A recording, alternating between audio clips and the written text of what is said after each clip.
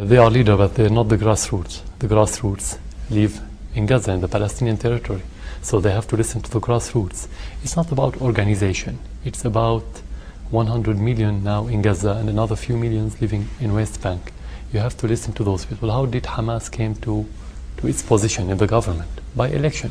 And this election was supervised by European and by American, including ex-President Jimmy Carter.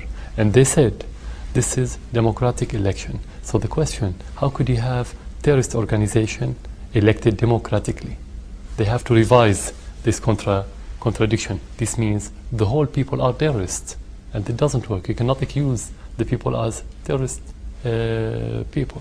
So this is from one aspect. The other aspect, politics is not about labels. And this is the mainstream politics during the last 2 decades. Put labels, and black and white, and good and bad. It doesn't work like this. Whether we like them or not, whether we accept what they do or not, whether we agree with each other or not, at the end, the question, who influences the situation? They are influential, they are strong, they have the support of the people from outside Hamas. Only 15% of their voters who said yes for them a few years ago when they became in the government, only 15% of them are members in Hamas. The others are, what do you call them, non-partisan people. But there's also support clearly from Iran. There's support clearly from your government to Hamas, yes? The support is political. We support their cause. They're asking for independent states, and as far as I know, that the whole world accept the independent Palestinian state. But so far nothing has happened. This is first. Second, they've been under attack from the Israeli, even during the truce, by the Israeli airplane for the last few months. 40 Palestinians were killed. So they have a cause. They are under the aggression, not vice versa. And actually what they do is they respond. They don't start. So we support their cause. We support the Palestinian state, independent Palestinian state, and we support that their position as they defend themselves. You think there's a deal to be made? They are ready. They were ready, and they are ready. But today, the factors have changed, so the requirement will change at the same time. We cannot talk about the same condition like what happened a few years ago. Otherwise, we'll keep moving from a ceasefire to another conflict, from another breaking of this ceasefire, and so on. And the more blood you have, the more difficult to talk about peace will be. So how do we stop the fighting today? Today we stop with Israeli accepting to stop the aggression, and Hamas to accept in return to stop any action, any military action. Then the Israeli will withdraw outside Gaza and accepting lifting the embargo. Of course, these are the principles. You have a lot of details and procedures related to these principles should be discussed. But in your communications with Hamas, you're telling me they are ready to stop. Yeah. Yes. Of course, if the Israeli will stop, they are ready.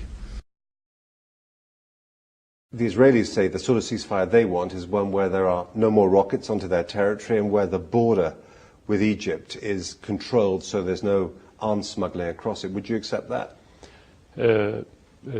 Stop launching rockets means stop assassinating Palestinians by your helicopters and airplanes. So you cannot look at one side and ignore the other side.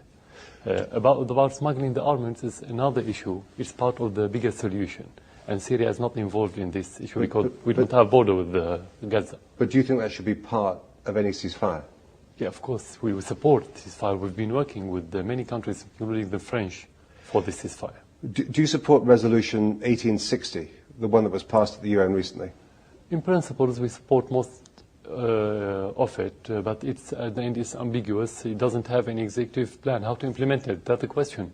What about the Hamas rockets into Israel? Now, that's been going on for some time. The Israelis say that any country would respond in the way that they've responded. Do you think that's a fair point? No, because there was truce for 6 months, and during that truce, no one of the Israelis was killed, while 38 to 40 Palestinians were assassinated publicly by the Israeli. So how could Hamas launch rockets and the Palestinians died? This is not logical. But what if someone was firing rockets into Syria? I mean, you'd have to respond, wouldn't you?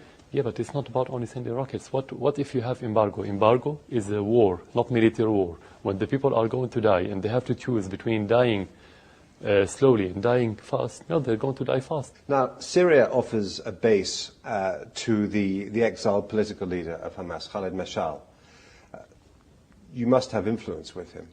Are you pushing him to accept a ceasefire? We don't push anyone. We make dialogue. And they accepted the ceasefire. They support the ceasefire. But when you say ceasefire, it's not any ceasefire, not just to have ceasefire for a few days. You want it to be sustainable. Sustainable means you have certain requirements should be available in order to have the ceasefire. So for what for you is the most important point about sustaining a ceasefire then? Israel respecting the ceasefire, something never happened before. Second, to lift the embargo. Syria has a really unenviable reputation in many countries in the West, for instance. The United States has publicly said, or American officials have publicly said that Syria is a member of the axis of evil. How do you regard that view of your country, and what can you do about it? Everybody cares about his reputation, but we care more about the reality. And the reputation is a matter of perception. So the question is, do some in the West perceive the reality in our region as it is or as they want? But might it not be better not to have such close links with groups like Hamas and Hezbollah, and not to have such a close alliance with Iran, not to allow weapons to go to Hezbollah, not to allow insurgents to pass into Iraq from your country? The biggest mistake they committed in the West, they use the labels as a base for political actions. There's a big difference. It doesn't matter what you label organizations or people or countries. The most important things in politics, do they have effects or not? As long as they are effective on the ground among the people, you have to deal with them. And when they have the support of the people, you cannot label them as terrorists, because this way you label the people as terrorists, and you cannot say this country is terrorist country, these people is terrorist people. About Hamas and Hezbollah, both are part and parcel of the Lebanese society. And don't believe that there is any organization send its people and members to die for a third country. This is not realistic. They die when they have cause. In Iraq, the situation is different. We don't know which party, or if they have more than one party, or there's no party at all sharing the resistance. In Iraq, you have two things. You have the chaos and the terrorism, and you have the resistance. Where our public stand, we condemn every single attack against the civilians and the innocent in Iraq, like these suicide bombers killing tens and sometimes hundreds in one day. While attacking the occupying forces, this is normal. We don't. It's acceptable. We accept it or not, it's normal. It's a fact. Wherever you have occupation in the region for the last 150 years at least, you can go back deeper or further in history, but at least for the last 150 years, you have the same reaction in every occupation. Are you prepared to help? Yeah. First of all, we are against the occupation. And we warned the British and the American before the war that whenever you're going to win the war, you're going to win it, you're going to ask the whole world to extricate you from this quagmire. And they are in quagmire.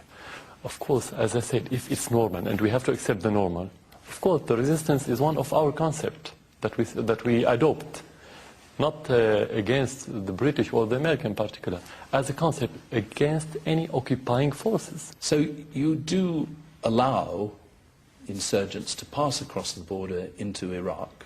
No, this is something else.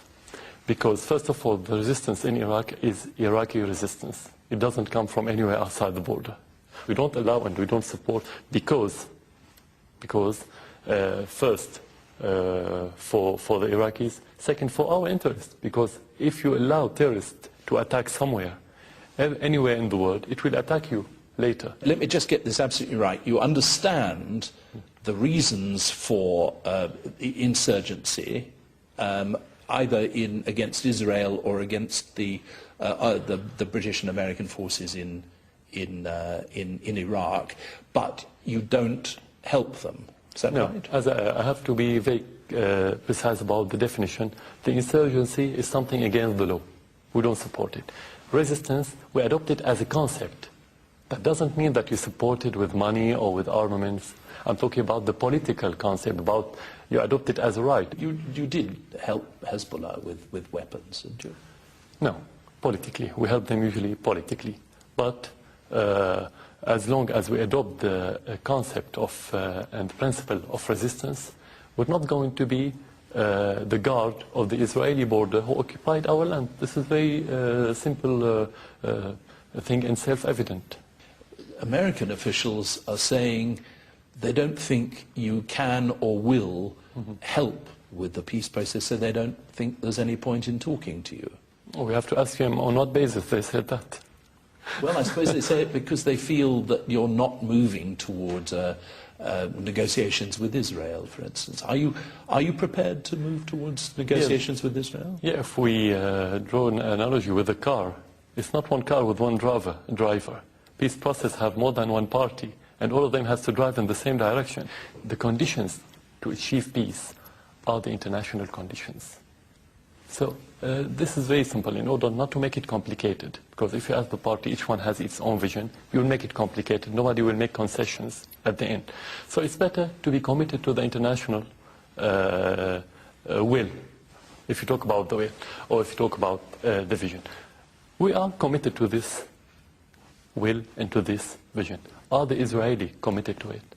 You need arbiter. You need impartial arbiter. So this is the role of the United States. This is the supportive role of the United Nations, and this is the supportive role of the European.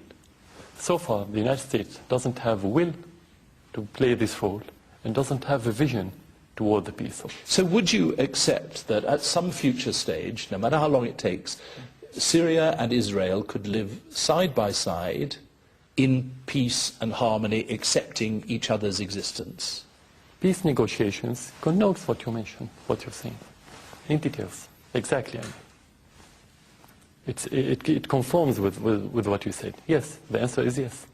Down the decades, Syria's influence in Lebanon has not been regarded by the outside world as being leaning towards peace. It's divided the different groups in the country, and of course most recently there was the murder of Prime Minister Hariri, which one United Nations report said could only have been carried out with the knowledge of the Syrian intelligence system. The assassination of Hariri has affected Syria as bad as it affected Lebanon. Hariri was a real ally to Syria. He was never against Syria. He supported Syria in many difficult positions and stands. So there was no simple or single reason or convincing reason to push Syria to do such a thing. Supposing the UN does turn up evidence that Syrian intelligence agents, for instance, who are very active in Lebanon and elsewhere, that they had been responsible. I know this is a hypothetical question, but would you put them on trial? Whoever proved to be complicit in such atrocity, he's considered as a traitor, and the traitor is, according to our law, should be punished in a very severe punishments. And John Simpson is with us in the studio now. He's a sophisticated chap, isn't he? He's quite impressive, yes. In fact, he's very impressive. He's what you might think, actually. I mean, he's a doctor. He was a specialist. He was an ophthalmologist who nobody thought would ever be a political leader in any sense. And he was only plucked there out of London, North London, where he was operating and working, because his brother was killed in a car crash. Is he really in charge? Well, I asked him that, and he said yes, but then of course he would. But I think it's pretty clear that he is in charge. He's in charge, certainly at the moment. I don't think he's being directed. I used to think he might be directed by a sort of gang of his pretty rough fathers, old sort of cronies. That doesn't seem to me to be the case.